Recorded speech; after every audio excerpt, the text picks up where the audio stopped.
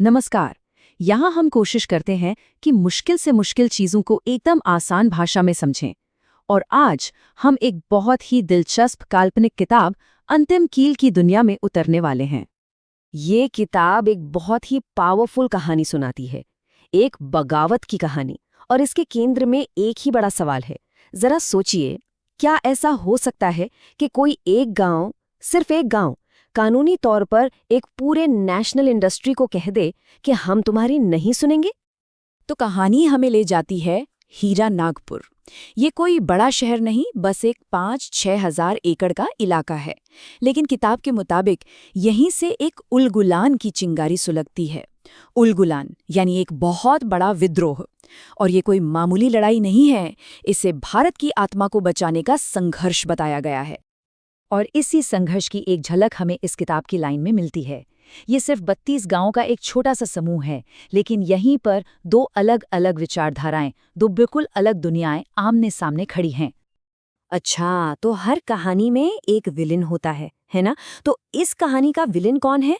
किताब हमें एक बहुत ही ताकतवर, एक बहुत बड़ी एंटिटी से मिलवाती है, जिसका नाम है द सिंडिकेट। अब ये सिंडिकेट लेकर आता है अपनी पिंक क्रांति। ये शब्द किताब में एक ऐसे इकोनॉमिक मॉडल के लिए इस्तेमाल हुआ है जो पूरी तरह से मांस के निर्यात, इंडस्ट्रियल फार्मिंग और ग्लोबल ट्रेड पर टिका है।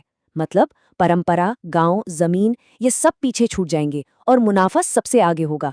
ये एक ऐसा सिस्टम है जो ऊपर से थोपा जा रहा है और इसका मकसद साफ है, भारत की पहचान एक कृषि प्रधान देश से बदलकर एक मांस एक्सपोर्टर देश की बनाना। तो देखिए, यहाँ पर दो रास्ते एकदम साफ साफ दिख रहे हैं। एक तरफ है हरित क्रांति, जिसका मतलब है मिट्टी की संप्रभुता, ताकत गांव के हाथ में और आत्मनिर्भरता। और दूसरी तरफ है सिंडिकेट की पिंक क्रांति, जो मांस निर्यात पर जोर देती है, जिसकी ताकत सिंडिकेट के पास है और जो गांव को दूसरों पर निर्भर बना देती है। जमीन आसमान का फर्क है। अब इस पूरी लड़ाई को, इसके दांवपेच को समझने के लिए किताब हमारा ध्यान एक बहुत ही अहम किरदार पर खींचती है, और वो किरदार है नंदी, यानी बैल। देखिए, कहानी में नंदी सिर्फ एक जानवर नहीं है, बिल्कुल नहीं। वो तो गांव की अर्थव्यवस्था का इंजन है, वो किसान की ताकत है, वो आत्मनिर्भरता का जीता जागता सबूत है। एक तरह से वो सांस्कृतिक पहचान का प्रतीक है। तो किताब ये तर्क देती है कि नंदी को रास्ते से हटाना सिर्फ एक जानवर को मारना नहीं है, ये एक पूरी सोची समझी इकोनॉमिक स्ट्रैटेजी है। देखिए कैसे। पहले नंदी को खत्म करो, मतलब किसान की मुफ्त की ऊर्जा और खाद का जरिया ही खत्म कर दो। फिर उसकी जगह ट्रैक्टर और केमिकल फर्टिलाइजर ले आओ जो महंगे हैं और जिनका कंट्रोल सिंडिकेट के हाथ में है।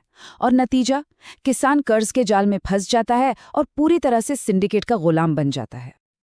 और ये लड़ाई सिर्फ खेतों और पैसों तक ही सीमित नहीं है। किताब के मुताबिक सिंडिकेट इससे भी आगे जाता है। वो समाज को तोड़ने के लिए एक बहुत पुराने और खतरनाक हथियार का इस्तेमाल करता है, छुआछूत। जाति के नाम पे गांव वालों को आपस में लड़ाकर वो उन्हें कभी एक होने ही नहीं देता। ये वही पुरानी फूट डालो और राज करो वाली नीति है, ताकि लोग इतने कमजोर हो जाएं कि अपनी जमीन के लिए मिलकर लड़ ही ना सकें। तो अब सवाल ये है कि जब दुश्मन इतना ताकतवर हो तो गांव वाले क्या करें? इन सब खतरों के बीच कहानी में एक मोड़ आता है। गांव वालों के हाथ एक ऐसी चीज लगती है जिसे किताब में संवैधानिक ब्रह्मास्त्र कहा गया है, उनका आखिरी और सबसे शक्तिशाली हथियार। और ये ब्रह्मास्त्र छिपा है हमारे अपने संविधान में। उन्हें मिलता है आर्टिकल 13(3)(a), जो विधि या कानून शब्द को परिभाषित करता है। और ये परिभाषा इतनी बड़ी और इतनी शक्तिशाली है कि ये सब कुछ बदल सकती है।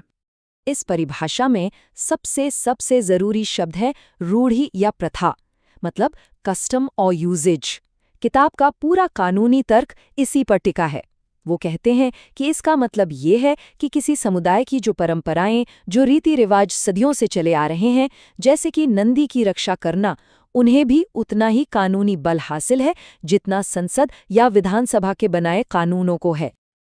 अब जरा सोचिए, इसका मतलब क्या हुआ?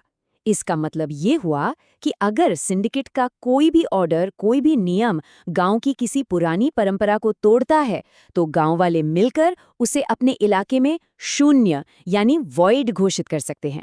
मतलब, हम तुम्हारा ये कानून नहीं मानेंगे क्योंकि ये हमारी परंपरा के खिलाफ है। ये तो गेम चेंजर है।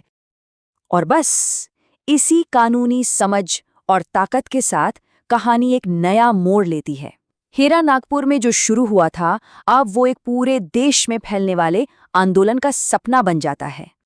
हाँ, कहानी का लक्ष्य सिर्फ हीरा नागपुर तक रुकना नहीं है, सोच बहुत बड़ी है। सपना ये है कि आत्मनिर्भरता और प्रतिरोध का ये मॉडल भारत के हर एक गांव तक पहुंचे, और हम बात कर रहे हैं 6.6 लाख गांव की। किताब इस आने वाले कल को एक खूबसूरत नाम देती है, हरित पुनर्जागरण। एक ऐसा भविष्य जहां हर गांव अपनी जमीन का मालिक हो, एक संप्रभु कानूनी इकाई हो, जहां की अर्थव्यवस्था टिकाऊ खेती पर चले, ब्लड मनी पर नहीं, जहां समाज में जाति का जहर ना हो, एकता हो, जहां नंदी को पूजा जाए और मिट्टी का सम्मान हो। किताब इसे भारत की दूसरी आज़ादी कहती है, एक ऐसी आज़ादी जहां ताकत दिल्ली या मुंबई के बड़े दफ्तरों से नहीं, बल्कि गांव की मिट्टी से पैदा होती है। तो आखिर में अंतिम कील हमें एक बहुत ही बुनियादी और गहरे सवाल के साथ छोड़ जाती है। सवाल ये कि असली कानूनी ताकत का स्रोत क्या है? क्या वो कागज पर लिखे कानून हैं जो कोई सरकार बनाती है, या फिर वो परंपराएं और रीति रिवाज हैं जो लोगों की जिंदगी का हिस्सा हैं और सदियों से चले आ रहे हैं? असली अधिकार कहाँ है?